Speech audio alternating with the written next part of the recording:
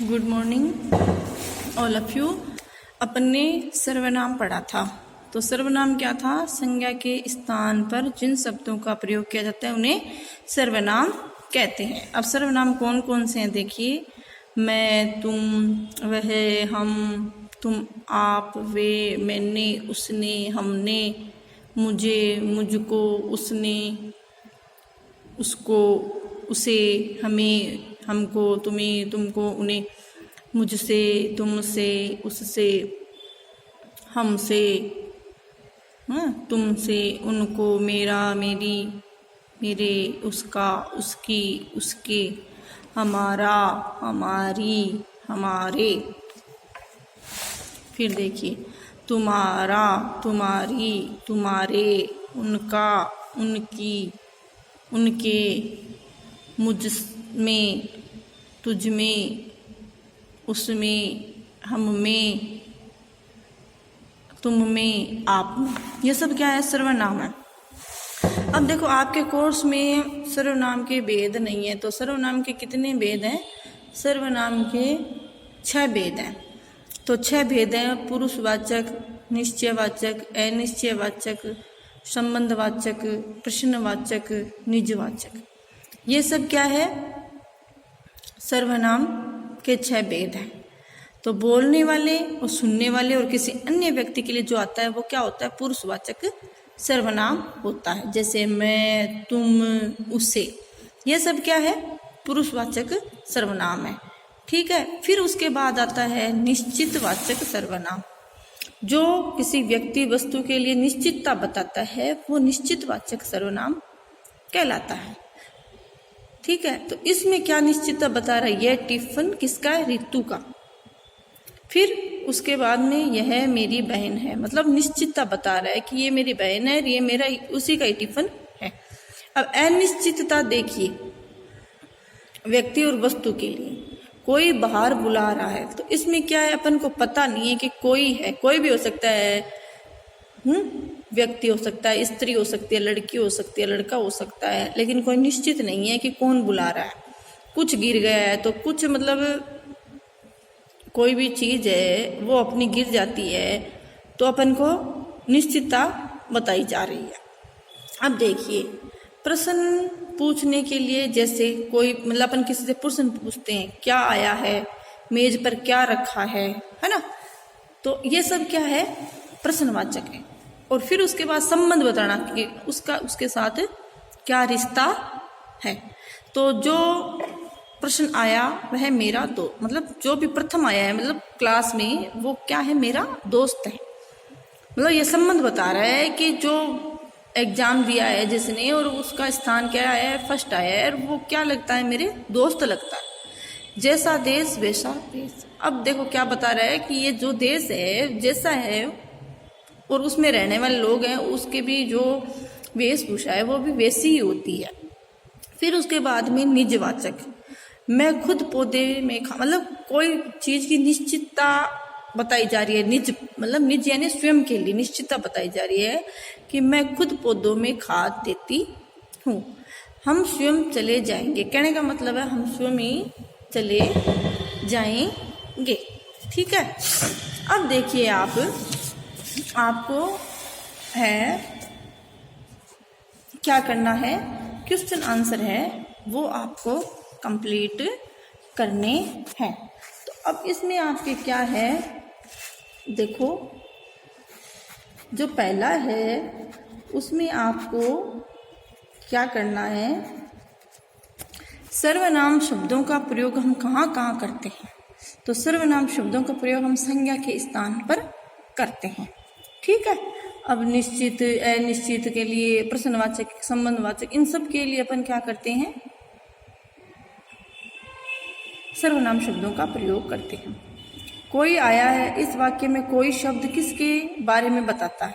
अनिश्चितता के बारे में बताता है। ये आपको करना नहीं है, सिर्फ बोल के ही देखना। अब देखो, नीचे संज्ञा और सर्वनाम शब्द लिखे हुए हैं, आप उन्हें अलग अलग लिखें।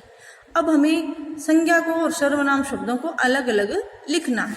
अब आपके ये जो गोला बना हुआ है इसमें आपके शब्द दिए हुए हैं। गौरव, मुझे, कार, पुस्तक, वह, मैं, सुजाता, उन्हें, कुछ, पार्क। यह शब्द क्या है?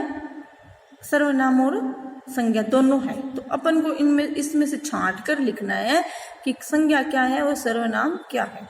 तो पुस्तक, कार, सुजाता, पार्क। फिर अब देखिए, ये अपन ने छांटे हैं। क्या छांटे हैं? संज्ञा शब्द। अब देखो, ये गोले में लिखा हुआ है गौरव। गौरव क्या है? व्यक्ति। पुस्तक वस्तु, कार भी वस्तु, है ना। तो ये सब क्या है? अपने संज्ञावाचक शब्द है। तो गौरव हो गया, फिर पुस्तक हो गया, कार हो गया, सुजाता हो गया, पार्क हो गया। ये सब तो संज्ञावाचक हो गया। अब सर्वनाम देखिए, मैं, ना, मुझे, कुछ, उन्हें, है ना, वह, ये सब क्या है? सर्वनाम शब्द। ठीक है, ये आपको अच्छे से समझ में आ गया। अब तो आपको सबको पता है।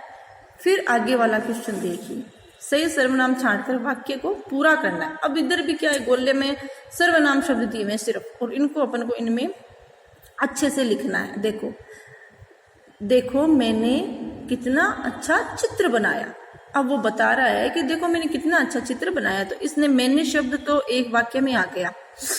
अब देखिए क्या आएगा आगे वाले शब्द।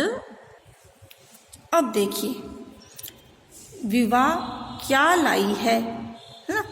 तो विवाह बाहर है, बाहर आई है, तो वो विवाह क्या लेकर आई है, ये बनना है। आप मुझसे नाराज क्यों है? मतलब कोई है व्यक्ति जो किसी से नाराज है, तो उसके लिए क्या आएगा? मुझसे, कि भाई आप मेरे से नाराज क्यों हैं। बाहर कौन आया है ना। तो बाहर कौन आया है, इसमें कौन आ जाएगा। तो आप ऐसे भी कर सकते हो। देखो, ऐसे भी कर सकते हो कि बाहर कौन आया है, यहाँ कुछ गिर गया है। ठीक है, तो ये अपना क्या है? दोबारा देखो, देखो मैंने कितना अच्छा चित्र बनाया। विवाह क्या लाई है, आप मुझसे नाराज क्यों हैं। बाहर कौन आया है, यहाँ कुछ गिर गया है। अब देखो, निम्नलिखित वाक्यों में आए सर्वनाम शब्द किसके लिए प्रयोग किए गए हैं, लिखिए। अब देखो, तिरंगे के बीच एक अशोक चक्र है, यह प्रगति का प्रतीक है। तो यह शब्द किसके लिए आया है? तो यह शब्द आया है अशोक चक्र के लिए। किसके लिए? अशोक चक्र के लिए। अशोक स्तंभ भारत का राष्ट्रीय चिन्ह है। इस पर 4 सिंह पीठ से पीठ जोड़े बैठे हैं। तो इस शब्द किसके लिए आया है? अशोक स्तंभ के लिए। ये रहा अशोक स्तंभ के लिए। नानी ने कहा, गौरव शोर करोगे तो मैं कहानी नहीं सुनाऊंगी। तो मैं शब्द किसके लिए आया है? नानी के लिए। नदी के पास एक व्यक्ति रहता था, वह ईमानदार था। वह शब्द किसके लिए आया है?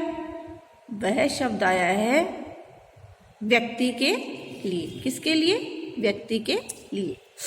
ये अपन ने आज है वो अपन ने बना लिए अपने शब्द।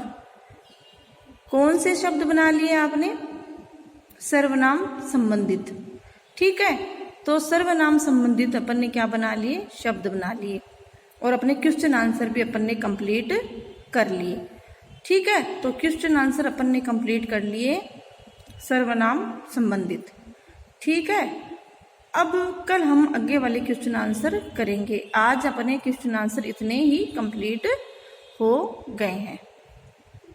ये क्लास आपको अच्छे से समझ में आई है। कल नेक्स्ट क्लास सर्वनाम के साथ उपस्थित होंगे। Thank you.